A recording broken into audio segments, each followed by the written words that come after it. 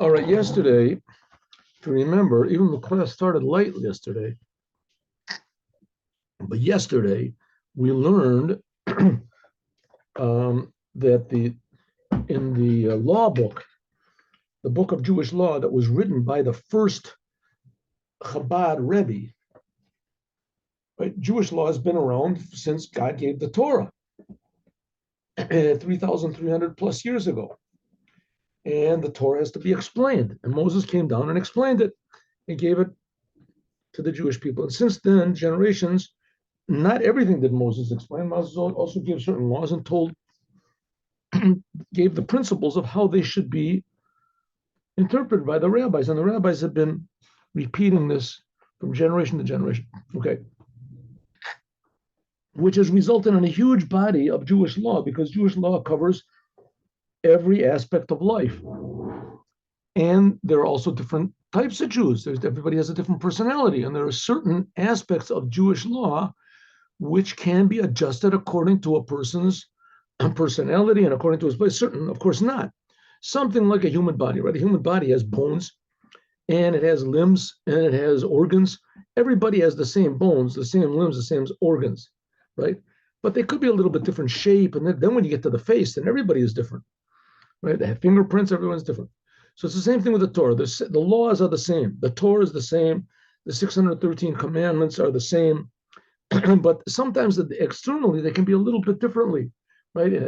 Different ways of praying. Some people, according to some opinions, you're going to have to take Shabbat in a little bit earlier. Some people, you can take it a little bit later, with a few minutes earlier, a few minutes later, according to, in other words, there are that you have to sit and learn to understand what it is. Okay.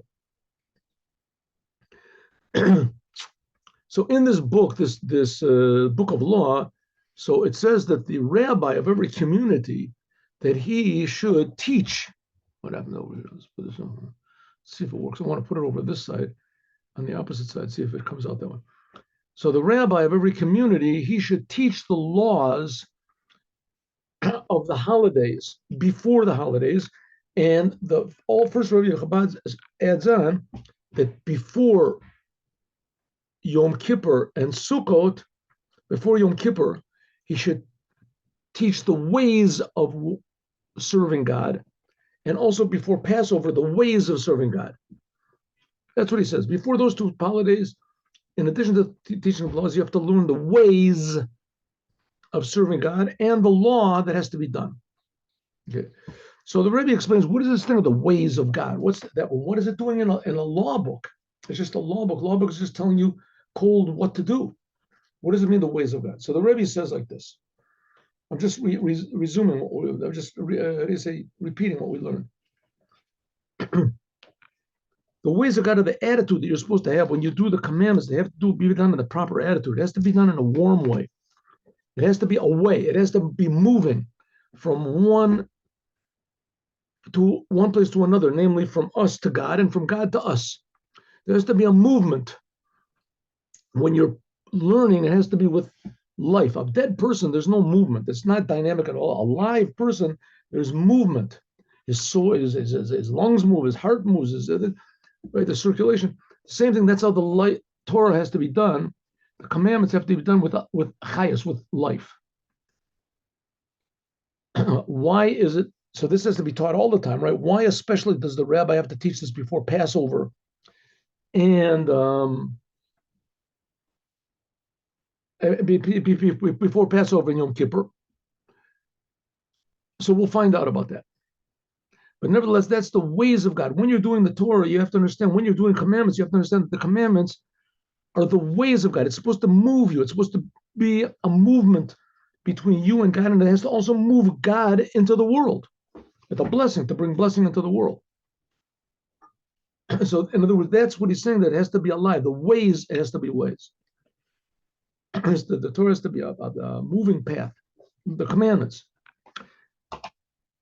No, I mean, why? Because we're doing the commandments of God. This is not just the commandments that God gave a long time ago, that God is giving right now. This is the will and the wisdom of God right now. It's defies all time or place, but especially time. This is eternal.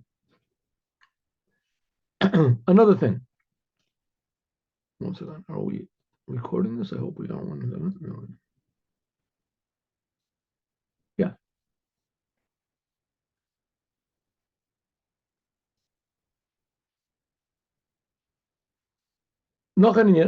Another detail.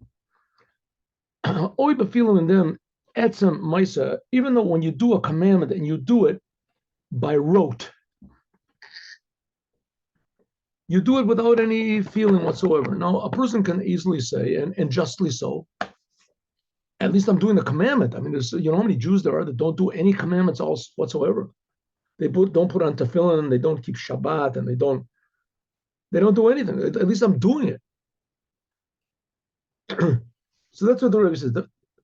Good, it's good that you're doing, but without intention, so the whole thing is missing. I gave the example like yesterday, like a person who feeds his wife and his children, he takes care of them, but without any emotion whatsoever, without any sign of closeness or appreciation, or that they're any different from any person in the street. He just does it so there won't be any troubles. The kids won't take him to court, or his wife won't divorce him, or something like that. So he provides for them.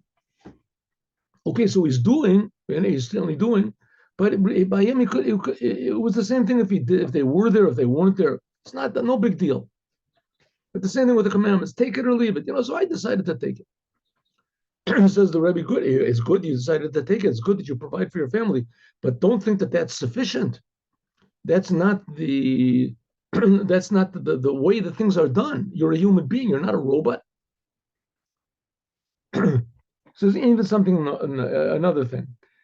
Oy befilu in them, even in the actual doing of the commandment, volt gornet gefällt euch wenn sie wird getan anchais, even if it was true that when you did a commandment without any enthusiasm, that nothing was missing, you did the commandment, right? From this figure, nevertheless, because as the mitzvah, the commandment is doch beguf and no because you're just doing the commandment like a body without a soul. I'm trying to make this a little bit bigger here. 1 second. Oh, there it is. I missed it.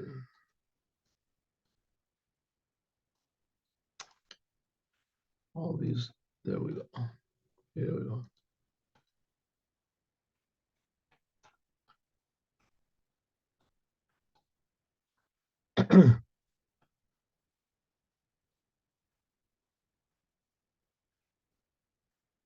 Because the commandment that you're doing is like a body without a soul, is this nitkafi of kavanah, and that's not the way that God wants. The kavanah, the intention and the will of God is zolin zayin lebedik mitzvahs. God wants you to do living commandments. God is not just interested, like the same thing about going to the temple, right? People went to the tabernacle.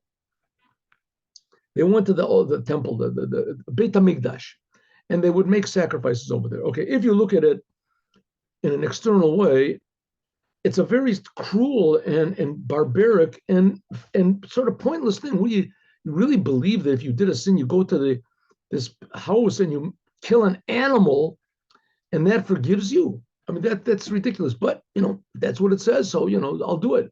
Maybe I'll even bring 5 sacrifices. I'll pay in advance. I'll do 5 sacrifices so that I can do sins afterwards. God owes me a couple of sins. So if so, what you're doing is you're missing the whole entire point. The whole point of this thing is supposed to be to feel how alive God is and feel how important we are in God's eyes. That when we do what God wants, it really is it's important to God. What is God? Like we said so many times, He creates us. He creates the whole world. He enlivens everything. There's nothing except for God. He's creating us all the time. So that should give us an appreciation a little bit of what we're doing. God doesn't want us to do the commandments because really, it's below us. But, so I'll do it. Why not do it? No, I don't want to take any chances. There's a joke. Somebody told me a joke. Want to hear a joke? Even if you don't, you have no choice. Here's a joke. A big professor goes to visit a friend of his, another big professor, both total atheists.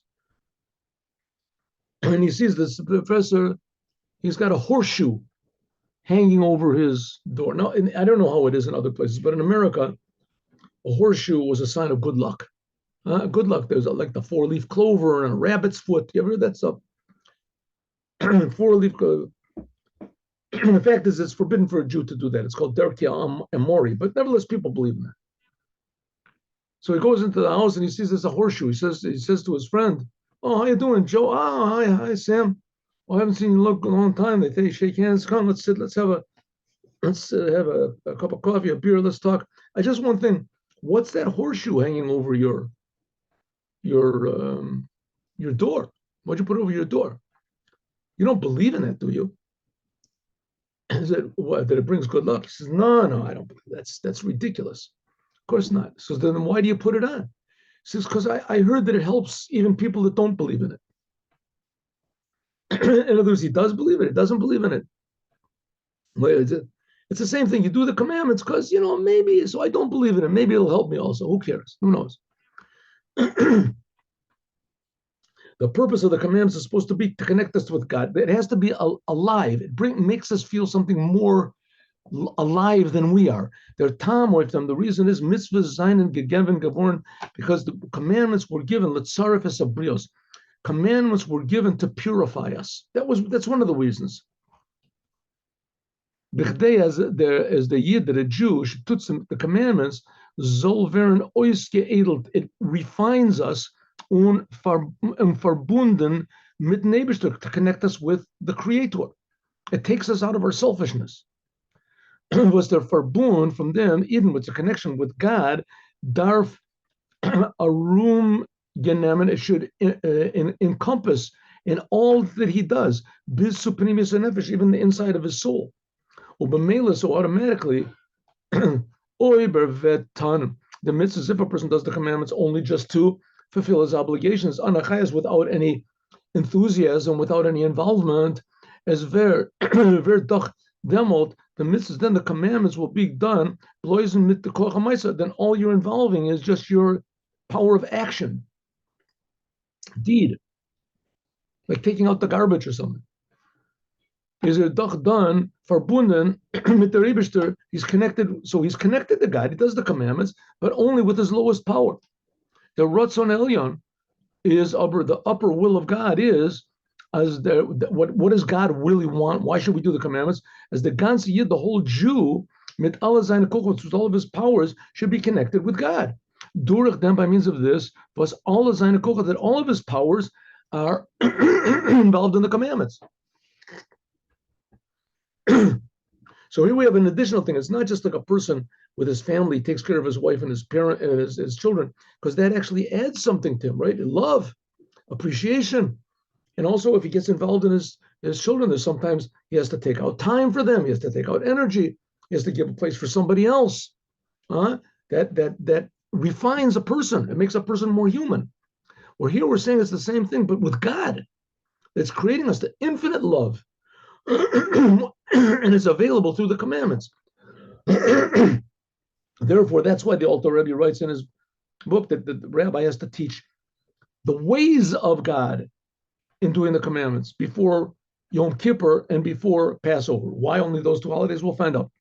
More from this, but nevertheless, Chach as der Ratzon Elyon, because the upper will of God is that all of a person's powers, even the most inner powers of will and pleasure and etc., darv sign for Buddha, should be connected with God.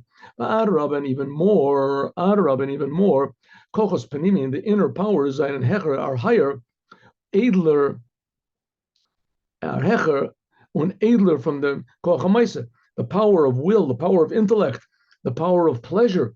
These are deeper and more, spiritual powers than just deed. Is oberfart the avoda mit kochos apnimim avavira. So, but to actually act it, to refine your inner powers, having love of God and fear of God, nit an inyan for zich. It's not a separate thing. For the tachlis, because the whole purpose of loving and fearing God is that it should bring life into the commandments. Actually, we have no idea how important the commandments are. The whole entire world says exists because the Jewish people do the commandments. Because the whole entire purpose is dira b'tachtonim. What does God want? God wants to be in this world. Therefore, it's not surprising that all of the other religions, including those that claim to replace Judaism somehow or other, they don't stress this world at all. The main thing they stress is going to heaven. Heaven, heaven, heaven. We're going to go to heaven. And this world is just a testing ground, and it's a trial, and you're going to go. And eventually, heaven is the whole thing. Says the Rebbe, that's not the point. You're missing the whole point. What does God want? God wants to be here. That's why here was the Holy Temple. Was das kum durch tachton shabbatim. This comes from the lowest part of man. Durch ma'aseh mitzvos, by doing the commandments. The shlemus, what is the idea of the commandments? The lowest of parts of your personality, your action, your speech, whatever, they become vessels for the highest part of your personality, your will and your thought, and for the highest aspects of godliness. God's will is in your will. God's thought is in your thought. God's action is in your action. The shlemus of the ultimate purpose of making this world into a dira b'tachtonim, into a dwelling in this low physical world, right? The whole world will become like a holy temple. Aber vert oisgefert b'shas as a kiyam mitzvahs is only when a person does the commandments with all of his powers. That was one of the reasons, by the way, why both the first and the second temples were destroyed. We're going to learn, I hope, God willing, we'll learn the Haftorah, we'll see, of this Shabbat. Jeremiah. What did I do? I pressed the wrong button. 1 minute. Press the wrong button. A mistake with this. Good, I'm in the right place. That's good. That's big enough. Okay.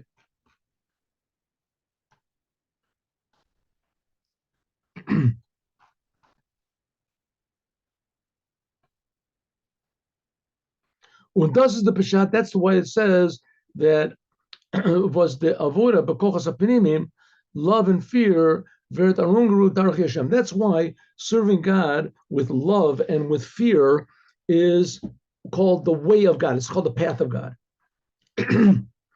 Now, again, what is love and fear? Again, I just wonder, I know we repeated it a lot of times.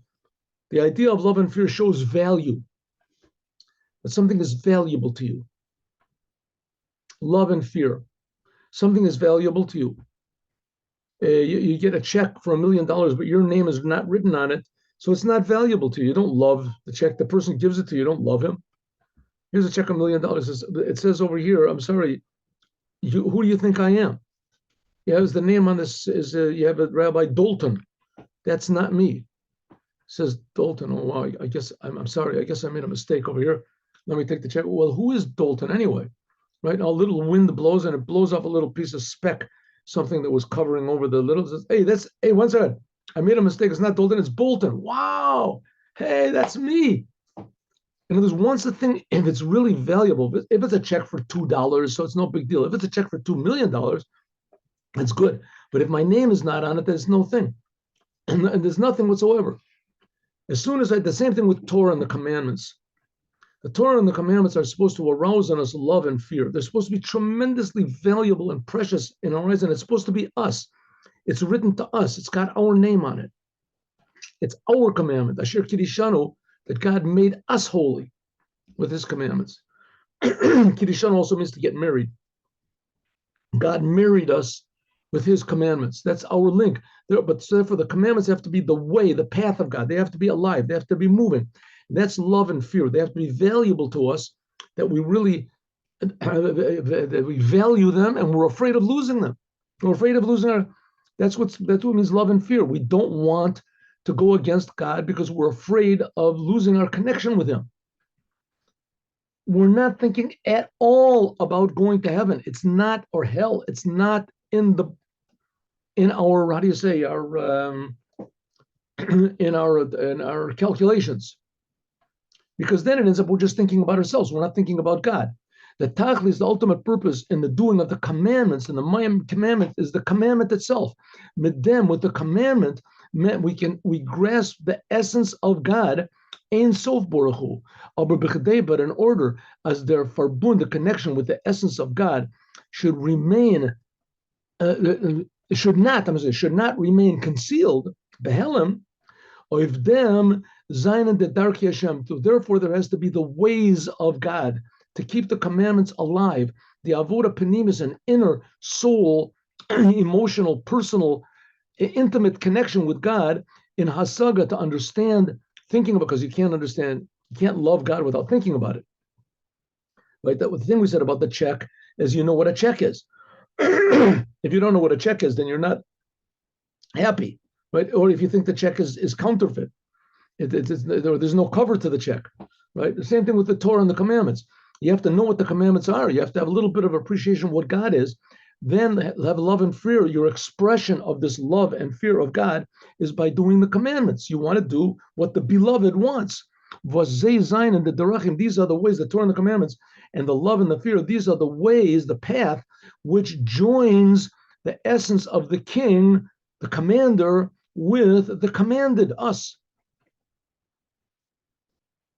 So now we can understand why it says the Alter Rebbe, why the first Rebbe of Chabad says that you have to teach the ways of God. The rabbi has to teach the ways of God before Passover and before Yom Kippur. This Shabbat, by the way, this coming Shabbat is the Shabbat before Passover. Why does it say the ways, plural? Benogia Kima is doing the commandments actually Zogda that says Hamaisa. I say Yasun. By the intention, he says you have to learn the ways of God, plural. When he's talking about the action, what does he say? You have to learn the ways of God and the deed that should be done. When it talks about the deed, he speaks singular. But when he talks about your attitude, the derachim, the paths, so he says plural. Why? Well, because Maisa Mitzvah, the deed of doing the commandments, is Hagam that is Zayin and Faran, that there are 613 commandments, is Ober Zer Inyan, the whole thing of the commandments is one thing, Ein Zach. There's Shibud from Koach, HaMaisa, the connection with deed to God. That's what the commandments are, connecting us to God. There is no other way, only the commandments. And only Judaism has commandments. Bashas is read at Zechaber. Megan Navoda Panimis, when it's talking about the inner service of God, and Zayin and showing Faran, Chiluki Madregos, there's all sorts of different levels and how much you can love God, and the different people's personalities. Some are more given to fearing God. This is according to each person, according to his ability, how much you're aware of what God is. In general, there's two ways of serving God, two ways. The commandments are one, but there's two ways. One of is serving God in two ways. Derech din, in two ways to serve God, in two ways. Derech dinim or tzvei zachen. One is going from below to above. That's one way, one path. Halas milamata lamaila, from below to above, that we elevate ourselves, we think about God, we yearn for God. And the other way is hamshacha milamaila lamata, drawing godliness down from above to below. Or like he says, from the field, you have from undorf, from the field or from the town to the city, and where the palace of the king is, or from the palace of the king out to the people in the field. Right? In other words, we're the people in the field, and the command, of course, the palace is is God. What does is the kolos. That's the whole difference between serving God from below to above and above to below. The month of Nisan and the month of Tishrei. The month of Nisan, that's where Passover is, and Tishrei, that's when Yom Kippur is. In the month of Nisan, what happened in the month of Nisan? That's from above to below. God did everything. He took us out of Egypt. He split the sea. He gave us bread from heaven, etc. Like it's explained in another place. So therefore, the custom is that the rabbi should teach twice a year. Shabbos before Passover. Oh, I skipped the line. No, I didn't. Okay, yeah, I did. Nisan is drawing down from above to below, and Tishrei is elevating. Tishrei is the month of doing tshuva, praying to God from below to above.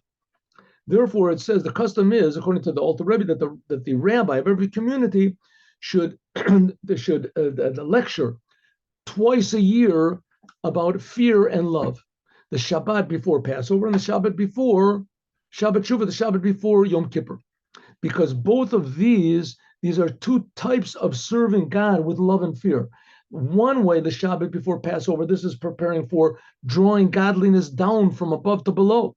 And the Shabbat, Shuva, this is elevating ourselves from below to above. When in the Tzvei Darshos, in the two lectures that the rabbi gives, they're showing Nichla was all of the services of God for the whole rest of the year. All the things in the summer, which that's drawing down God from above, and the service from that's Shabbos Agadol. That's now summer is beginning, and the service which is from winter, namely from below to above. That's Shabbos Tshuva. That's in right before Yom Kippur. So therefore, now we're preparing ourselves for big blessings, the big blessings of Passover. So therefore, that we should prepare to ourselves. The rabbi should prepare us by renewing our understanding of God and our connection to God, which will bring love and fear of the Creator. Then everything we do in this month, and the Seder night, and etc., will draw a blessing of godliness down to us in the world. And now I would like to do the Haftorah. It's a very short Haftorah. Here we go. Ready? Let's go.